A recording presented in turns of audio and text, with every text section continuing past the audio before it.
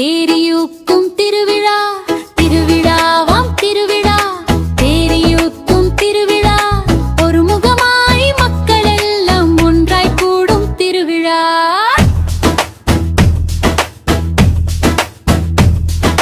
பட்டு ஆடை உடுத்தலாம் பாட்டி கையை பிடிக்கலாம் கொட்டு மேளம் கேட்டதும் குடுகுட்டென்று ஓடலாம் ஆனை குதிரை பார்க்கலாம் அதிர்வேட்டு கேட்கலாம் சேனை போல யாவரும் திரண்டு கூடிச் செல்லலாம் தேரில் சாமி வந்ததும் தேங்காயோடு போகலாம்